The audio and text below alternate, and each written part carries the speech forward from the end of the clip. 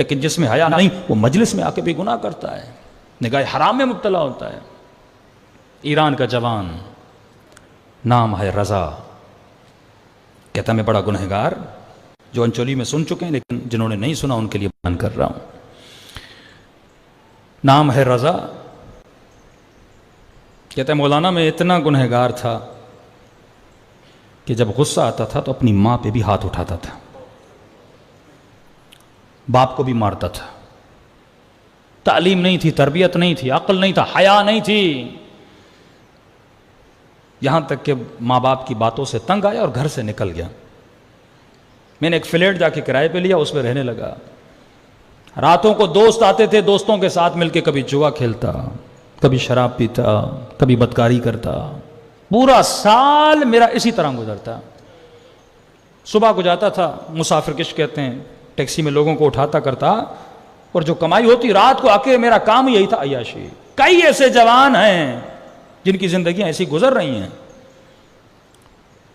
تو کہتا ہے محرم کا مہینہ شروع ہو گیا، پہلی محرم کوئی دوست نہیں آیا، دوسری محرم کوئی دوست نہیں آیا، 6 محرم ہو گئے، کوئی آ ہی نہیں رہا میرے پاس۔ میں نے فون کیا دوستوں کو، کہا کیا ہوا ہے، تم لوگ کیوں نہیں آ رہے؟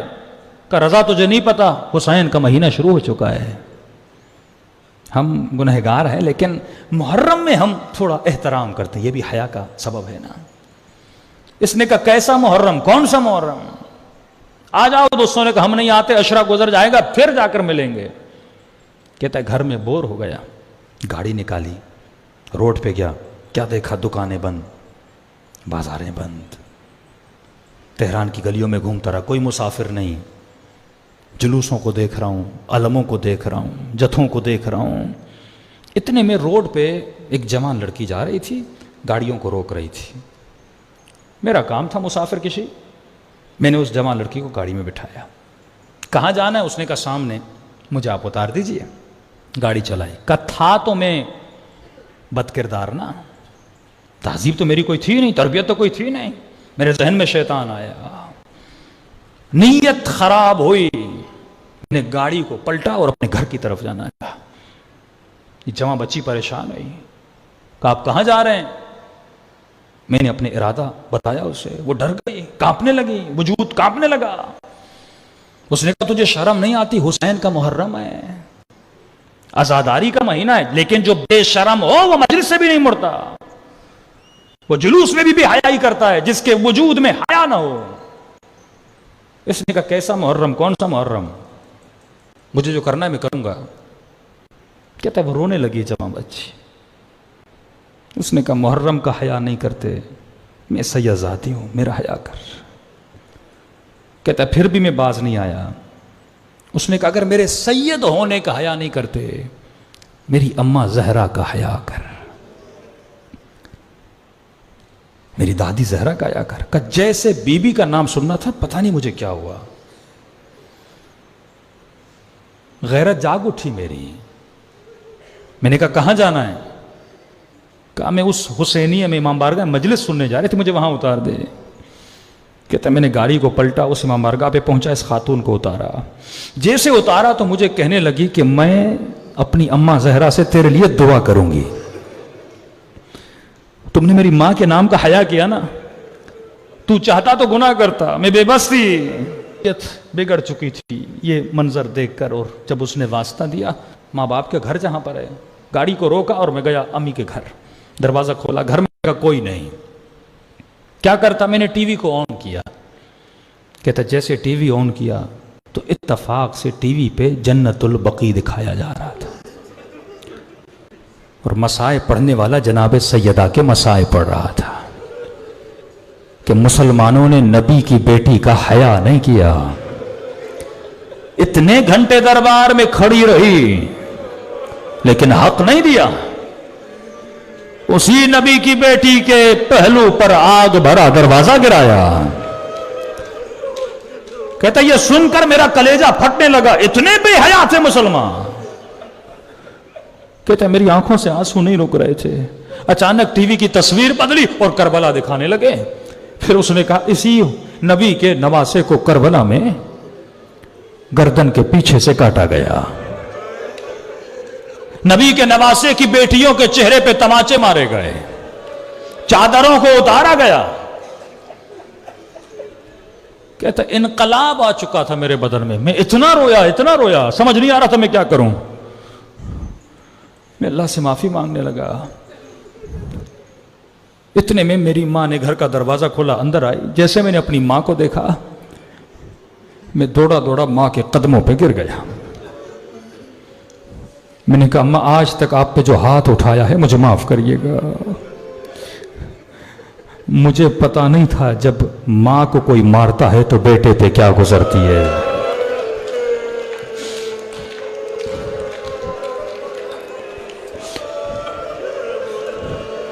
हमारे उस्ताद कहते थे, तसव्वुर करो किसी गली में तुम्हारी मां को कोई तमाचा मारे,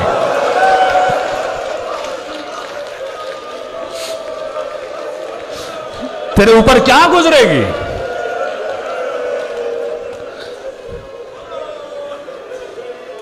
कहती है मेरी मां ने बड़े प्यार से मेरा सर उठाया और मुझे कहा कि रजा तू आज बदला बदला लग रहा है, तू वो नहीं है जिसे मैंने छोड़ा था। तो कहते मैंने रोकर कहा अम्मा, हुसैन ने मुझे बदल दिया है। मैंने कहा अम्मा कहां से आ रही हो? कहा मजलिस से आ रही हूं, घर में कुछ काम था। कहा मुझे मजलिस से इमाम हुसैन में लेकर चलो, ये मजलिसें वजूद बदल देती हैं, लम्हों में किरदार को किरदार बना देती हैं। का एक मर्तबा मजलिस में गया, सारे मोहल्ले वाले जानते थे कई सालों से मैं नहीं आया था, इस जवान को क्या हुआ जो आज मजलिस में आया है। कहता है बहुत रोया। मैंने कहा अगर इजाजत हो मैं इमाम के रोने वालों को चाय पिलाऊं, खिदमत करूं। उन्होंने कहा रजा क्यों नहीं, बिस्मिल्लाह आओ खिदमत करो, ये तो फर्श है ही इसीलिए। कहता मैं खिदमत की। 1.5 महीना ये हुसैन की महल का काम करता था। कहता एक दिन मेरे पास आया और कहने लगा रजा फला मोमिन को अपने साथ ले जाना था लेकिन बीमार हो गया है, अगर तू राजी हो जाए तो फ्री में एक बंदे को मैं करबला ले जा सकता हूं। कहते आंखों से आंसू आ गए। मैंने कहा इतनी जल्दी हुसैन राजी भी हो गए? वल्लाह जब उनकी निगाह पड़ती है ना तो सदियों का सफर दिनों में गुजरता है, सदियों का सफर। कितने भी गुनाह किए हों लेकिन तू आमादा तो हो जा, फिर देख वो तेरे ऊपर कैसी निगाह डालते हैं।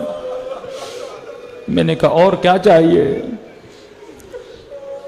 कहता जेब से एक खर्चा खर्च नहीं किया पैसा, करबला पहुंचा, आका हुसैन की जियारत की, हजरत अब्बास के रोजे की जियारत की। रोकर कहने लगा मौला हुसैन मुझ बेहया को आपने बुलाया, मौला मेरा किरदार तो ऐसा नहीं था, आप मुझे बुला रहे हैं। इतना करम 2 महीनों में अपने हरम में बुला लिया जिसका मैंने सोचा भी नहीं था। कहता जियारत करके वापस गया। चंद महीने गुजरे, उसी काफिले सालार ने कहा रजा मस्जिद वाले तुझसे बड़े राजी हैं, मोहल्ले वाले तुझसे बड़े राजी हैं, सब तेरे किरदार की तारीफ कर रहे हैं। मैं काफिला उम्रे के लिए ले जा रहा हूं, मदीने चलोगे, जन्नतुल बकी चलोगे? कहता वहीं पे रो रो के जमीन पे बैठ गया। कहता लगता है हुसैन की मां भी राजी हो गई है। इतनी जल्दी भला कौन मां भी राजी नहीं होती, बाप भी राजी नहीं होता। मैंने कहा क्यों नहीं चलूंगा। मदीने गया, जन्नतुल बकी गया, बहुत रोया। बीबी आप मुझसे राजी हो गए, आपका शुक्रिया। कहते वापस आया, उस मोहल्ले का एक बहुत सरमाएदार आदमी था, मुतदय्यन, मस्जिद में डेली आता था, मुझे देखता था। एक दिन मेरे वालिद के पास गया, कहा कि ये जवान बहुत नेक हो चुका है, पता नहीं क्यों इसकी मोहब्बत मेरे दिल में आ गई है, कि जब देखता हूं मेरे वजूद में खुशी आ जाती है। कहा कि अगर जहमत ना हो तो मैं चाहता हूं मेरी बेटी की शादी रजा से हो जाए। बाप ने कहा मेरा बेटा जानते हो चंद महीने हुए सुधर गया है, ऐसा ना हो फिर बिगड़ जाए। कब मैं खुद जाके बात करता हूँ। रजा के पास आया, कहा मैं बेटी देना चाहता हूँ। इसने कहा मुझे कहाँ, तू नेक हो गए, लेकिन एक वादा कर, आज के बाद हुसैन को छोड़ेगा नहीं। عباس کے دامن کو پھر چھوڑ کے جائے گا نہیں کہ اللہ وہ دن میری زندگی میں نہ لائے کہ میں حسین کو چھوڑوں. کہ پھر کل آ جا میری بیٹی کا رشتہ لینے. اپنی ماں کے ساتھ والد کے ساتھ رشتہ لینے گیا.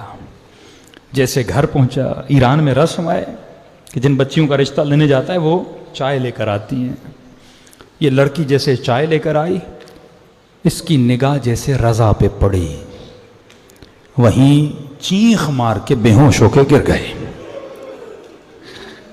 باپ پریشان، ماں پریشان، یہ پریشان. ہوا کیا لڑکی کو؟ کمرے میں لے گئے. کئی ٹائم کے بعد ہوش میں آئی، اور جیسے ہوش میں آئی روئے جا رہی تھی. ماں نے کہا بیٹی ہوا کیا ہے؟ کہا کل رات میں نے سیدہ فاطمہ کو خواب میں دیکھا. میں نے اپنی بیوی کو خواب میں دیکھا تھا. بیوی نے اسی جوان کا فوٹو دکھایا تھا اور مجھے کہا تھا اس نے میری بیٹی کا حیا کیا تھا،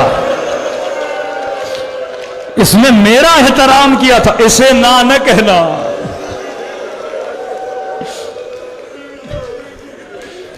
کسی سید زادی کا بھی کوئی حیا کرے تو سیدہ دعا دیتی ہے.